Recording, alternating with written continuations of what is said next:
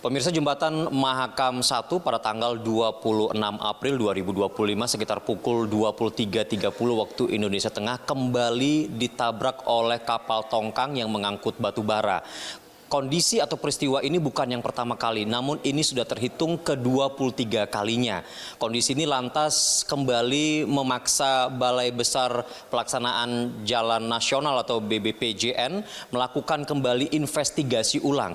Bahkan hari ini tepat di tanggal 30 April 2025 sejak pukul 9 sampai perkiraan nanti pukul 17 waktu Indonesia Tengah menutup akses jalan Jembatan Mahakam baik sisi darat maupun juga sisi sungai. Untuk mengetahui bagaimana perkembangan proses pemeriksaan dan apa yang kemudian dilakukan sebagai follow up dari Balai Besar Pelaksanaan Jalan Nasional atau BBPJN Kalimantan Timur. Saat ini saya sudah bersama dengan Kepala Balai Besar Pelaksanaan Jalan Nasional Kalimantan Timur, Bapak Hendro Satrio. Pak Hendro, bagaimana perkembangan sampai dengan hari ini ketika tadi sudah melakukan pemeriksaan, kemudian sebelumnya ada RDP dan lain sebagainya, Pak? Ya, makasih. Kami dari Balai Besar Pelaksanaan Jalan Nasional Kalimantan Timur, hari ini kami lakukan pemeriksaan di Jembatan Mahakam. Jadi hari ini kami lakukan pertama adalah pengukuran geometrik untuk mengetahui posisi dari jembatan, apakah tetap sesuai dengan semestinya atau tidak. Kemudian juga kami lakukan pengujian beban dinamik. Jadi beban dinamik ini kami untuk mengetahui frekuensi atau kekakuan dari jembatan. Yang ketiga kami lakukan pemeriksaan UPV, yaitu untuk mengetahui kekuatan beton dari pelkap yang ditabrak oleh kapal tongkang tersebut.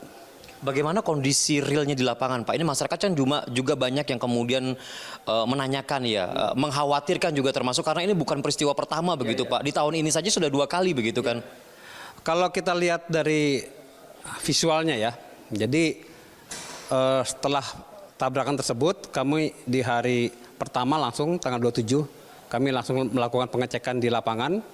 Jadi kita lihat memang di pelkap jembatan tersebut itu yaitu pier nomor 4 yang ditabrak oleh kapal tongkang tersebut itu mengalami pengelupasan. Pelkap itu yang melindungi? Pelkap itu iya, jadi yang menggabungkan antara tiang-tiang pancang itu namanya pelkap yang beton itu.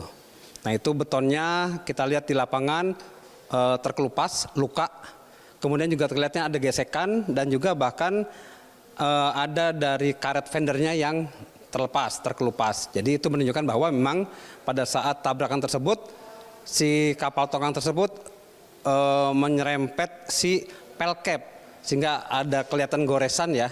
Kemudian sampai dengan karet fendernya untuk meredam benturan itu sampai dengan terlepas.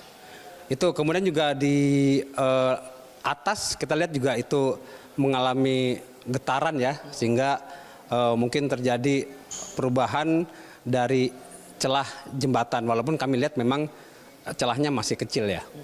Jika dibandingkan dengan peristiwa sebelumnya di tahun yang sama begitu, Pak, kan BBPJN juga sudah melakukan investigasi sebelumnya, Pak ya. Tingkat keparahan peristiwa yang sekarang tabrakan yang dilakukan oleh kapal tongkang ini sendiri gimana, Pak? Kalau yang Februari yang lalu kapal tongkang yang nabrak itu kan dia mengenai fender dulu yang di pier nomor 3. Kalau yang kemarin kan pier nomor 4 ya. Jadi kalau yang Februari yang lalu si kapal itu nabrak dulu fender pelindung dari pilar kita, sehingga sampai akhirnya fendernya kan sampai tenggelam ya. Kemudian baru dia menyenggol si pelkap yang nomor 3, tapi kan sudah pelan-pelan gitu kan. Nah kalau ini enggak, kalau lihat ke benturannya sepertinya ini lebih besar karena dia memang langsung mengenai si pilar nomor 3 tersebut. Pak, waktu kemarin kami mengikuti ketika ada RDP dengan DPRD Provinsi Kalimantan Timur, itu kan ada narasi yang menyebutkan bahwa ini jembatan harus ditutup kurang lebih selama 2 bulan. Apakah itu akan dilakukan atau memang hari ini saja yang ditutup atau gimana, Pak? Kalau kami untuk pengujian pemeriksaan jembatan cukup hanya hari ini. Kemarin pun pada saat kami pembahasan di RDP tersebut bahwa kalau untuk lalu lintas kendaraan di atas memang cukup ditutup pada saat dilakukan pemeriksaan atau pengujian aja. Jadi kalau kami sama seperti kejadian yang Februari yang lalu, kami lakukan penutupan hanya pada saat hari pengujian tersebut aja. Makanya ini cukup hanya hari ini sampai sore ini jam 4 atau jam 5 sore udah akan kami buka lagi. Itu artinya juga BBPJN bisa memberikan kepastian keamanan Pak ya, sehingga juga tidak dilakukan penutupan lebih lanjut hanya pada saat pemeriksaan saja. Ya, kalau untuk hasil pengujiannya kami hari ini selesai, insya Allah nanti hari Jumat kami akan lakukan pembahasan dengan tim ahli. Insya Allah nanti hari Senin kami sudah bisa mengumumkan hasil dari pengujian yang kami lakukan hari ini. Kemungkinan Pak, berdasarkan hasil pemeriksaan, prediksi hal terburuk saja begitu ketika hasilnya sudah keluar, apakah ada kemungkinan akan ditutup jembatan tidak digunakan oleh masyarakat atau pilihannya seperti apa Pak? Kita harus lihat hasil ntar sore ya. Jadi kalau nanti hasil sore ini ternyata nanti nilai angka dari uji beban dinamisnya bagus, frekuensinya bagus, kekakuannya bagus, artinya jembatan itu masih aman. Iya Pak Hendro Satrio, ini pertanyaan terakhir saya, ini mengingat juga kejadian ini kan bukan kejadian pertama Pak ya, 23 kali ditabrak begitu. Ada himbauan khusus kah yang ingin Balai Besar Pelaksanaan Jalan Nasional sampaikan?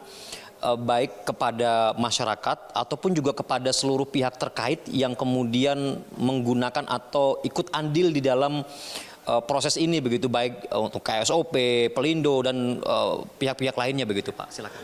Kami berharap ke depan ya teman-teman dari instansi lain, KSOP maupun dari Pelindo dan para operator yang melaksanakan manajemen pelayaran alur pengolongan di bawah jembatan Mahakam agar bisa lebih baik ya dalam pengelolaan tersebut. Jadi misalnya dalam pengelolaan tersebut mengharuskan ada kapal pandu, kemudian ada asis, ada escort untuk melindungi konstruksi jembatan. Mohon itu bisa dilakukan dengan baik, dan kami juga berharap kepada para pemilik kapal itu agar mematuhi ketentuan yang memang sudah ditetapkan oleh pihak KSOP maupun pihak Pelindo, termasuk jadwal. Jadi jadwal waktu boleh mengolong itu jam berapa, mohon itu bisa diikuti oleh si para pemilik kapal, karena memang semua ini kan bisa berjalan kalau semuanya mematuhi sesuai dengan ketentuan yang berlaku kan. Jadi itu, kami berharap seperti itu. Baik, terima kasih Pak Hendro Satrio. Kami menantikan kembali hasil pemeriksaan nanti di tanggal 20 di hari Jumat Pak ya, tanggal 2 Mei berarti ya, 2020. Hari Jumat kami akan lakukan pembahasan dengan tim ahli. Nanti hari Senin insya Allah sudah bisa kami umumkan. Di hari Senin diumumkan Pak. Iya. Baik, sekali lagi terima kasih Bapak.